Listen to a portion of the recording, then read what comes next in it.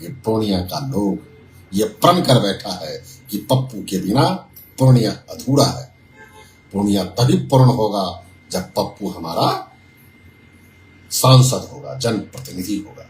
जैसा कि आप जानते हैं, बिहार में और पूरे देश में लोकतंत्र का सबसे महापर्व चल रहा है। प्रथम चरण का चुनाव संपन्न हो गया है। द्वितीय चरण का चुनाव 26 अप्रैल को होने जा रहा है। इसी सिलसिले में हम सभी अपने आदरणीय नेता और बिहार के गरीबों के मसीहा, हर दुख दर्द में शामिल होने वाले हमारे हर दिल अजीज क्रांति नायक पप्पू यादव जी के लिए हम लोग पूर्णिया में हैं। पूर्णिया में आपने देखा है कि शुरू से इनके साथ किस तरह की साजिश चल रही है। लगातार पिछले 10 वर्षों से, जब से इन्होंने अपनी पार्टी जन अधिकार पार्टी का निर्माण किया, तब से आज तक जनता की कोई ऐसी आवाज नहीं होगी जिनको इन्होंने मजबूत किया होगा। बिहार और देश की कोई ऐसी समस्या नहीं होगी जिन पर इनकी बेबाक टिप्पणी रही होगी।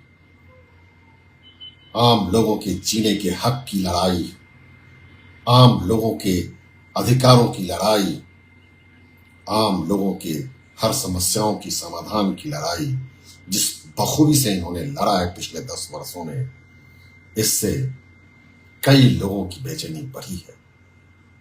यह बात सही है कि पिछले 10 वर्षों में इन्होंने प्रयास किया था कि हम राजनीति की हो रही ध्रुवों में गोलबंदी को एक नई दिशा देने का काम करें, लेकिन बिहार की जनता ने इसको नकार दिया था। इसी मजबूरी में पार्टी के निर्णय के अनुसार हमारे नेता ने फैसला किया कि मुझको अभी देश में संविधान और लोकतंत्र बचाने के लिए, जनता की आवाज को मजबूत करने के लिए, लोकशाही को फिर से स्थापित करने के लिए जो तानाशाही रवैया देश में बढ़ रहा है, उसके लिए कांग्रेस के साथ जाना चाहिए। और इन्होंने अपनी पार्टी का कांग्रेस में विलय कर लिया। विलय तो इन्होंने बड़े ही शॉर्ट टर्म की नोटिस पर, और जैसा इनका स्वभाव है, बिल्कुल निर्मल हृदय है इनका, इनके हृदय में कोई छल और प्रपंच नहीं है। निष्कपट होकर के इन्होंने अपने तमाम महागठबंधन की नेताओं की बात को बड़े ही सहजता से लेते हुए इन्होंने कांग्रेस पार्टी में अपनी पार्टी का विलय कर लिया।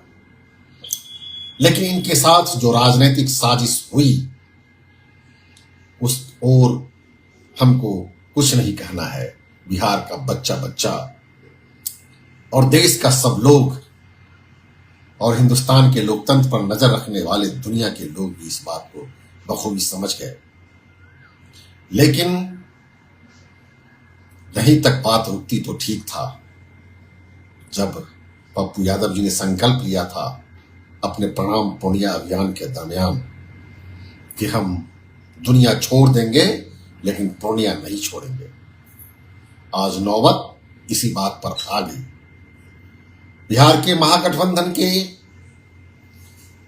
एक राजनीतिक साजिश के तहत जो फैसले हुए, वो हमारे नेता ही नहीं बल्कि पूर्णिया के लोगों को गवारा नहीं हुआ। पूर्णिया के लोगों ने आ करके पप्पू यादव जी से कहा कि आप आइए, हमारी लड़ाई को लड़िए। हम लोग अनाथ ऐसा महसूस कर रहे हैं। सीमांचल क्षेत्र पूरी तरह से नेतृत्वविहीन लगता है। इन्होंने कांग्रेस पार्टी और महागठबंधन के फैसले के अनुसार चुप्पी साधने की भी कोशिश की। इन्होंने सोचा कि जो फैसला हुआ है हम उसको स्वीकारते हैं और मन से महागठबंधन के 40 सीट जिताने का प्रण करते हैं। लेकिन पूर्णिया के लोगों के सामने में ये मजबूर हो गए। पूर्णिया के लोगों की आवाज इनके कानों में इस तरह गूंजी कि इन्होंने अपना चैन खो दिया और पूर्णिया के हक और हुकूक की लड़ाई के लिए ये निर्दलीय मैदान में उतर गए। जब से निर्दलीय मैदान में उतर गए, पूर्णिया में कहीं कोई लड़ाई दिख नहीं रही है। प्रणाम पूर्णिया रैली के में आए जन सैलाब से ही स्पष्ट हो गया था कि पूर्णिया की जनता क्या चाहती है।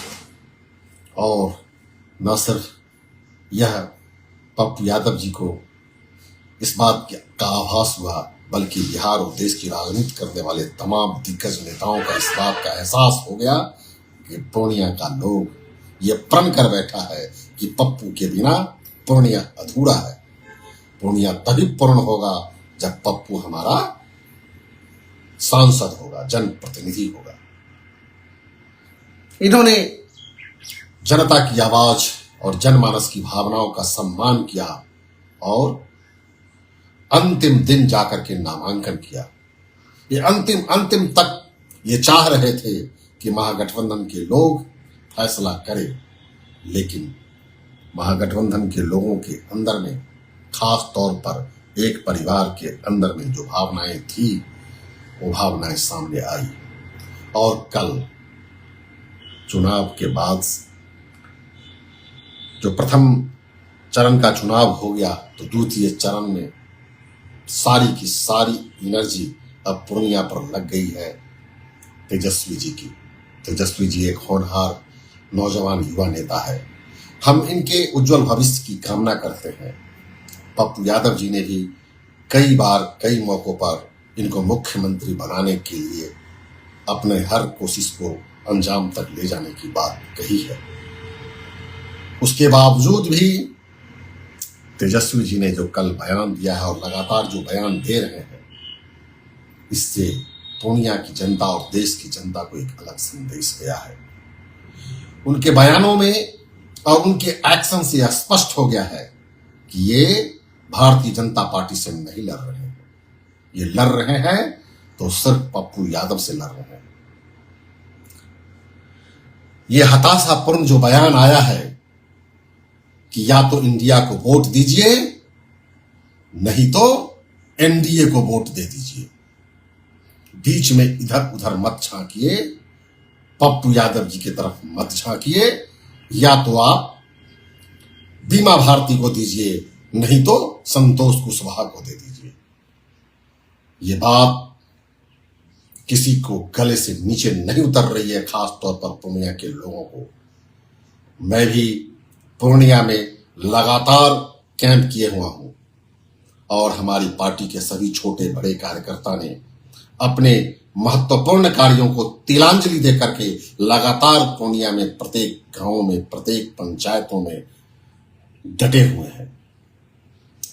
और इसलिए डटे हुए हैं कि बिहार की जनता का यह संदेश है, बिहार की जनता ने, बिहार के लोगों ने जन अधिकार पार्टी के छोटे बड़े सभी साथियों को निर्देशित किया है कि पप्पू यादव के साथ जो नाइंसाफी हुई है, इस नाइंसाफी में आप लोग भी उनका साथ दीजिए और पूर्णिया के लोगों को आप जाकर के बधाई दीजिए कि उन्होंने जो फैसला किया है पप्पू यादव जी को लड़ाने का, यह बिहार की राजनीति में मील का पत्थर होने वाला है। और 4 जून से जो बिहार की राजनीति में एक नई दिशा होगी, उस दिशा के लिए पूर्णिया एक महत्वपूर्ण जगह बनेगा। ये कोई होता है राजनीति में आ बैल मुझे मार वाली बात है। तेजस्वी जी का यह कहना कि आप बीमा भारती को वोट नहीं दे सकते हैं तो पप्पू यादव को मत दीजिए, संतोष कुशवाहा को दे दीजिए। इनका ख्याल है, ये डरे हुए हैं। ये बोलते हैं कि हम डरे हुए नहीं हैं, लेकिन ये ईडी और सीबीआई से डर गए हैं। भारतीय जनता पार्टी की जो तानाशाही रवैया है, वो ईडी और सीडी को जिस तरह से हथियार, सीबीआई को जिस तरह से हथियार बनाए हुए है, उस हथियार के तेज धार के सामने में इस देश के कई नेता घायल हुए हैं। बेहद ईमानदार छवि के जाने वाले अरविंद केजरीवाल को भी जेल की शिक्षों में डाला गया है। तो इनको लगता है कि हम लोग तो पहले ही से, मेरा पूरा परिवार बदनाम है, हम कहां से जेल के शिकंजों से बच सकते हैं। इन्होंने अप्रत्यक्ष तौर पर समझौता कर लिया है भारतीय जनता पार्टी की सरकार के साथ। यही वजह है कि इन्होंने कांग्रेस को और अपने गठबंधन के सभी साथियों को इस तरह के प्रत्याशी दिया है जिससे लगभग सभी सीटों पर भारतीय जनता पार्टी के लोगों को फायदा होगा। इस बात को बिहार के लोग भली भांति जानते हैं। और कल की सभा से तो यह स्पष्ट हो गया, जो इनके मुंह से अचानक निकला कि या तो आप बीमा भारती को वोट दीजिए, नहीं तो आप अपना वोट एनडीए को दे दीजिए। यानी उन्होंने स्पष्ट कर दिया कि बीच में पप्पू यादव जो जीत रहे हैं चुनाव, इनकी लड़ाई किसी से नहीं है। लड़ाई तो यहां दूसरे और तीसरे नंबर की है, पहले नंबर की लड़ाई यहां है ही नहीं। यहां तो सब लोगों ने जान लिया है, मान लिया है, ठान लिया है कि पप्पू यादव जी भारी मतों से चुनाव जीत रहे हैं। तो फिर इस चुनाव को प्रभावित करने के लिए ये कुछ सी चाल चली जा रही है, यह साजिश रची जा रही है कि पप्पू यादव जी को रोका जाए। पप्पू यादव को रोकने का मतलब है कि बिहार के विकास को रोकना, बिहार के भविष्य को कुंद करना, बिहार के लोगों की आवाज को दबाना। बिहार जो परिवर्तन की भूमि रही है, उस भूमि को फिर से अनुर्वर करना। मैं चाहता हूं कि उपजाऊ भूमि राजनीति की दिशा देने वाला इस बिहार और इस सीमांचल से एक नई जो दिशा मिल रही है बिहार और देश की राजनीति को, इसको यहाँ के लोग बरकरार रखेंगे। वो किसी तरह के बहकावे में नहीं आएंगे। आपको मैं बता दूं कि धन पशु लोग भी बैठे हुए हैं, कई माननीय सांसद और विधायक भी पूर्णिया के हर विधानसभा में अपनी अपनी बोरी खोलने के लिए तैयार हैं। पूर्णिया के लोगों को खरीदने की बातचीत चलेगी, पूर्णिया के लोगों को बरगलाने की बात चलेगी। पूर्णिया के महान मतदाता मालिकों से मेरा विनम्र अनुरोध है कि आपके प्रभाव में आकर के, आपके दबाव में आकर के आपकी आवाज को आवाज देने के लिए पप्पू यादव जी ने जो फैसला लिया है, आप अपने लिए गए दृढ़ संकल्प से रत्ती भर ही इधर उधर नहीं होइएगा और भारी वोटों से 26 तारीख को आप रिकॉर्ड वोट से पप्पू यादव जी को विजयी बनाइएगा। आप कहीं भी किसी तरह के प्रलोभन और बहकावे और बरगलाने में मत आइए। लोग आए हैं, माननीय विधायक और माननीय सांसद आपके घरों पर आए हैं आपको बहलाने, फुसलाने, ललचाने, लेकिन आप किसी तरह के लालच, लोभ और माया के शिकार मत बनिए। आपने जो फैसला लिया है उस पर अडिग रहिए। मुझको पूरा भरोसा है कि पूरब में सूरज उगना छोड़ सकता है, लेकिन पूर्णिया के लोग पप्पू को नहीं छोड़ सकते हैं। जिस तरह से पप्पू यादव जी ने दुनिया छोड़ करके पूर्णिया को चुना है, उसी तरह से सब कुछ छोड़ करके पूर्णिया के लोग पप्पू यादव को चुनेंगे। मेरा यह भरोसा है, मेरा यह विश्वास है। और पिछले कई माह से जो पूर्णिया के लोगों के जनमानस को हमने पढ़ा है, वो लाख झंझावात आए, लाख तूफान आए, जिस तरह से अपने पांव को अंगद की तरह खड़ा किए हुए हैं, जिस तरह उनके मन में जो विचार दृढ़ संकल्पित है, वो पप्पू के अलावा, पप्पू यादव के अलावा और कैंची छाप के अलावा कुछ भी नहीं सुनना चाहते हैं, कुछ भी नहीं देखना चाहते हैं। उनकी आंखों के सामने में सिर्फ और सिर्फ अर्जुन के तरह कैंची छाप दिखाई पड़ रहा है।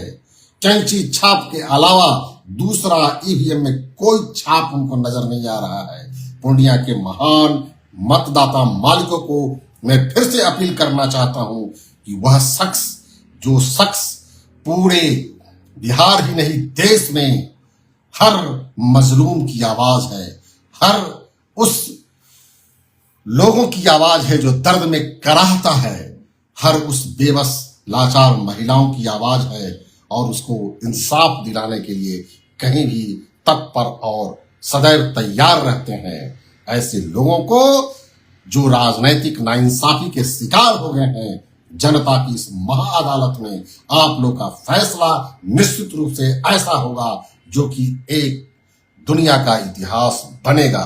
आइए आप इस महासमर में, महायुद्ध में, महापर्व में आप अपने फैसले पर अड़िग रहें और 26 तारीख को किसी भी स्थिति में अपने प्रण पर कायम रहते हुए, अपने संकल्प पर इरादा मजबूत किए हुए कैंची छाप पर निश्चित रूप से ऐतिहासिक वोट दे करके अपने आवाज को बुलंद करे, सीमांचल के सपनों को साकार करे, अपने बच्चों की दुनिया के भविष्य को आप उज्जवल करें।